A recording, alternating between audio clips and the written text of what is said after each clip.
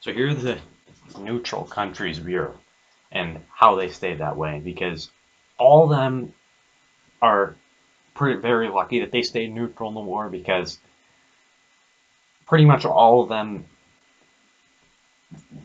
both sides wanted them to be in the war or wanted them for some reason. So I'm going to go in order of how close they were to joining the war. And so I'm going to go from the ones that weren't really close to joining the war to all the way to the ones that were. So with that said, I'm going to start with Portugal, because that one was, I think, not even close to joining the war. Portugal was not even close. The reason I think that is because Portugal just wasn't really in the interest of either side. As you see, it's kind of in the corner of Europe here. It wasn't really an interesting or appealing battleground to anybody. And plus, it was already next to neutral Spain, and which brings us to the next one, which is Spain. Now, Spain, the reason they didn't get involved was because they were allied with Nazi Germany, and they were providing supplies to Nazi Germany, so Nazi Germany didn't really want to invade them. And the Allies obviously didn't invade Spain because, one, they didn't want to create another war-torn nation, and two, that would have just added another enemy onto their list. So Spain wasn't really anywhere close. And third one is Andorra. Andorra wasn't really close to being invaded either, because Andorra, it's just so small and tiny, and it's a mountainous nation, and the people would have fought back there, that Germany didn't really find it worthwhile to invade Andorra. And the fourth one I'm going to go to is Ireland, because Ireland is, once again, it's an island nation. So Germany actually had plans to take Ireland after they defeated Britain, which never happened. But since they never defeated Britain, they never ended up taking Ireland. And the reason they wanted to take Ireland is because they didn't want to end up having the Allies ally with Ireland and then launch an invasion from there. They wanted to secure their western seaboard. So Ireland, if Great Britain fell, Ireland would have been in great danger of being invaded by Nazi Germany. But since it never did, Ireland never really had a particular danger of being invaded by Nazi Germany. A few bombs fell on it, but they were most likely missed targets from the UK. Which the next one is Switzerland.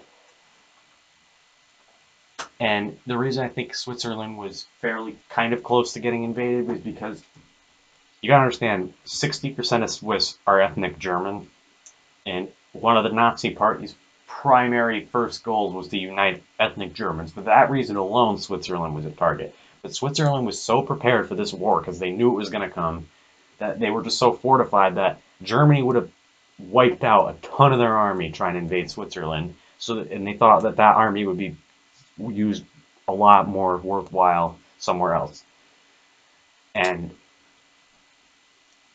that's why Switzerland never got invaded. Germany had plans to invade it, but they never really came through, because it wasn't really that worthwhile for Germany to invade them at that moment.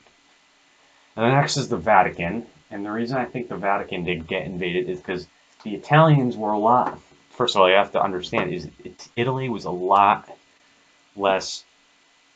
We think of the Axis powers as these heartless monsters. Italy wasn't that way. Italy didn't really commit genocide against anybody. They were just out there to get territory and get revenge on people they thought had done them wrong. They weren't really such war criminals like Germany. And they had a lot of respect for the Pope and the Catholic Church. So, and invading the Vatican isn't really incongruent. It's pretty incongruent with that respect. So that's why. And the next closest country that I think getting invaded was Turkey.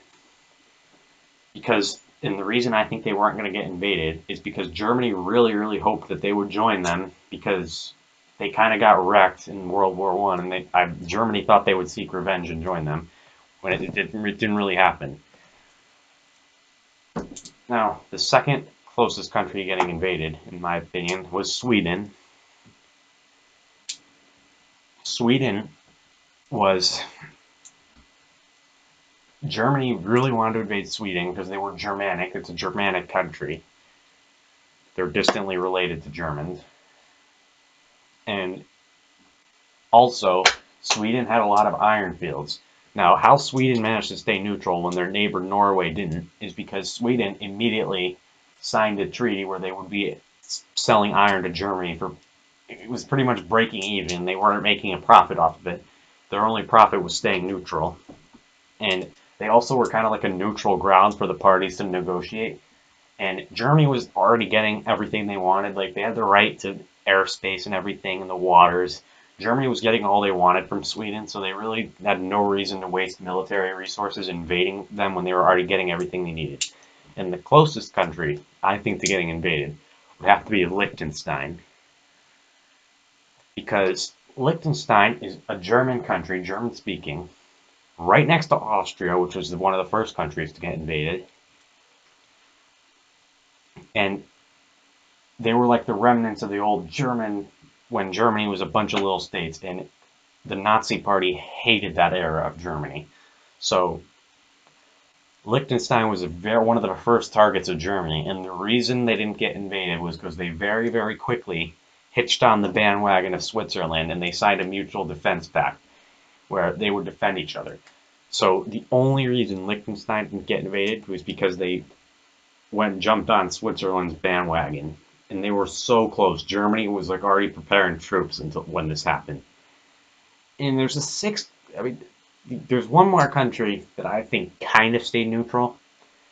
Was San Marino. Italy didn't bother them really because they had no reason to. It was a mountainous country and it would be a pain in the neck to bother them. But San Marino, when Italy surrendered, Germany immediately invaded them, and for 7 days, for 1 week, Germany occupied San Marino. That's barely an occupation. And Germany didn't really set up rule there at all. So in my opinion, San Marino was technically neutral, except for a 7 day period where Germany had control, but they didn't really administer it so much. So those are the neutral countries and how they stayed that way.